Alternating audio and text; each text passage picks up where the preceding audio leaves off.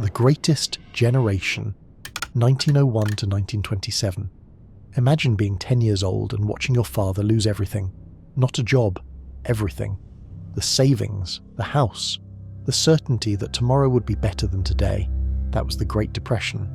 And for the Greatest Generation, it wasn't a chapter in a history book, it was childhood. You learned early that the world didn't owe you anything. You watched your parents stretch a single meal across 3 days. You wore your older brother's shoes until your toes bent against the front. You didn't ask for more, because you saw what more cost the people around you. And then, just as you reached adulthood, the world asked for something else. It asked you to fight. World War II didn't just define this generation, it forged them. 18-year-olds stormed beaches. 19-year-olds flew bombing missions over Europe. And the ones who stayed home rationed sugar, grew victory gardens, and worked factory lines until their hands cracked. Extreme, shared adversity does something to people. It hardens them. Not in a cold way, in a resilient way. But for the Greatest Generation, it wasn't something they thought about. It was just life. This is why they don't talk about their feelings. Not because they don't have them, but because they came from a world where feelings were a luxury. You didn't process trauma. You buried it and kept moving, because there was a war to win and a family to feed. This generation built something psychologists now call stoic pragmatism, the belief that hardship is inevitable, complaining is pointless, and the only thing that matters is what you do next. And here's what that gave them, an almost supernatural ability to endure. They could sit with uncertainty without spiraling. They could lose something meaningful and start over the next morning. They didn't need the world to be fair, they just needed a clear task and the freedom to get it done. They carried it into the factories and boardrooms of post-war America. They carried it into their marriages and their parenting. And whether they knew it or not, they passed it down, in smaller, diluted doses, to every generation that followed. The Silent Generation, 1928 to 1945. You were born into a world that was already on fire. The Depression shaped your earliest memories. You remember your mother boiling the same bones twice to stretch a soup. You remember your father leaving before sunrise and coming home with nothing. And if you were one of the millions in Oklahoma, Texas, or Kansas, you remember the sky turning black in the middle of the day, dust storms so thick your mother put wet rags over your baby sister's face just so she could breathe. Families packing everything they owned into a truck and heading west on Route 66, only to be turned away at the California border. You learned that silence was safer than asking questions, because the adults didn't have answers either. And then the war came. You watched the men leave, brothers, cousins, neighbours. Some of them didn't come back. You sat by the radio with your family, listening to reports from places you couldn't find on a map, learning that the world was larger and more dangerous than anyone had told you. By the time the war ended, you'd already internalized the lesson. Keep your head down. Don't make waves. The people who spoke up, who stood out, who questioned authority, you saw what happened to them. And then came McCarthy, and with him, the Red Scare. The Red Scare didn't just target communists, it targeted anyone who looked different, thought different, or asked the wrong questions. Teachers fired for what they read, actors blacklisted for meetings they'd attended 10 years earlier, neighbours turning on neighbours. You learned that even in peacetime, the wrong word or the wrong friend could ruin your entire life. When keeping quiet keeps you safe, you learn to keep quiet. It becomes instinct. For the Silent Generation, it wasn't a strategy. It was survival. This is why they followed the rules, not because they lacked imagination, but because they'd seen what happened to people who didn't. They built their lives on stability, not self-expression. They took the secure job, married young, stayed put. This created a generation with an unshakable reliability, who clocked in early and never complained, who fixed what was broken and didn't wait for thanks. And while other generations raised their voices, they were the ones who kept the world turning. Baby Boomers, 1946 to 1964. You were born into victory. The war was over. The economy was booming. Your parents had survived the Depression and fought the Nazis, and now they wanted one thing. A normal life. A house. A yard. Kids. Lots of kids. And so you arrived, 76 million of you, into a world that seemed to be expanding in every direction. New highways, new suburbs, new televisions in every living room. For the first time in decades, the future looked like something to run toward, not something to survive. But underneath all that optimism, there was a shadow. You grew up practicing duck and cover drills beneath your school desk. You watched your parents track the Cuban Missile Crisis on the evening news, their faces tight with a fear they wouldn't explain. You learned that the world could end in a flash, literally, and that there was nothing you could do about it except keep living. And then the cracks started to show. You watched Walter Cronkite's voice break when he announced JFK was dead. 4 years later, Martin Luther King. 2 months after that, Bobby Kennedy. 3 assassinations in 5 years. Those as young as 18 got drafted into a war that didn't make sense. Vietnam wasn't like World War II. There was no clear enemy, no front line, no moment of victory.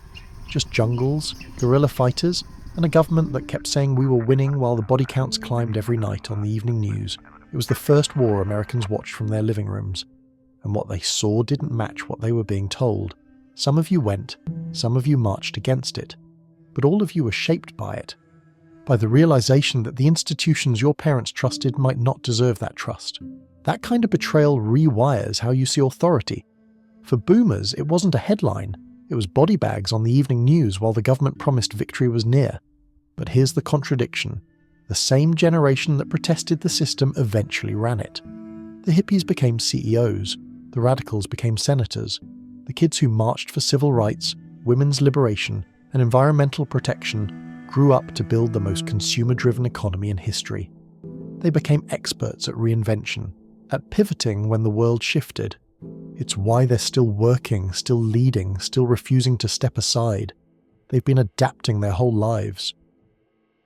Generation Jones, 1954 to 1965. If you were born in the late 50s or early 60s, you probably don't recognise yourself in the boomer story. You didn't march on Washington. You didn't go to Woodstock. You were 8, maybe 10 years old, watching it on TV in your living room. Too young to join, but old enough to believe it meant something. You came home from school to Brady Bunch optimism and dinner on the table. Your older siblings told you the world was changing, that anything was possible. You were a teenager when Nixon resigned. You sat in front of the TV and watched a president lie about Watergate for 2 years, get caught on tape, and resign before they could throw him out. Watergate wasn't just a scandal. It was the moment you learned that sometimes the people in charge couldn't be trusted. Your older siblings marched against the war, but by the time you were old enough to be drafted, the war had already ended. The cause that defined their generation wasn't yours to fight. Then you turned 18. You were handed your driver's license just in time to sit in gas lines that stretched for blocks. The result of an oil embargo that brought America to its knees. You watched the news and heard words like stagflation, prices climbing while jobs vanished. By the time you were ready to buy your first home, mortgage rates hit an all-time high at 18%. The older boomers had already bought houses, started careers and locked in their pensions. You got to watch from the outside, wondering what happened to the life you were promised. And that's why they call you Generation Jones. The generation that spent its whole life jonesing for something just out of reach. You had all the hope of the generation before you, but none of the timing. So you stopped waiting.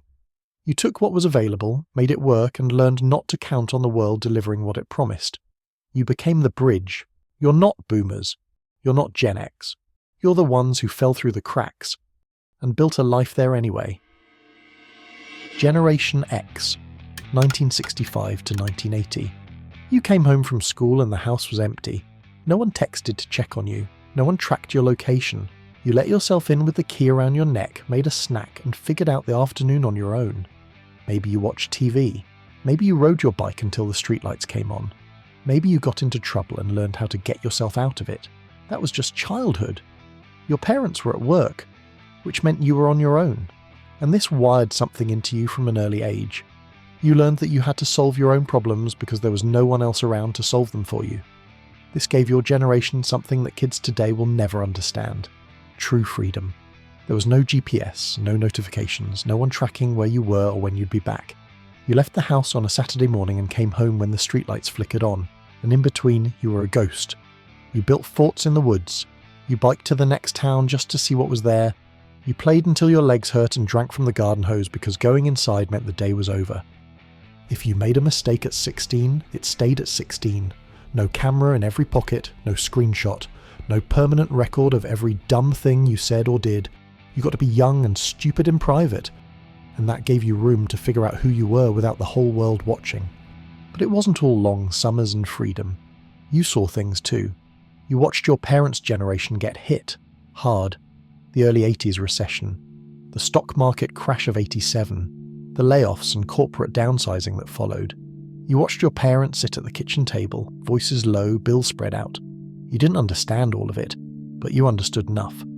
By the time you entered the workforce in the early 90s, another recession was waiting for you. You learned early that loyalty to a company didn't mean the company would be loyal back. The job for life your parents believed in was already dying, and you knew it. This didn't make Gen X lazy. It made them clear-eyed. You worked hard, but you didn't confuse hard work with job security. You didn't expect a gold watch or a pension. You expected to earn your place every single day because you'd seen what happened to people who assumed they were safe.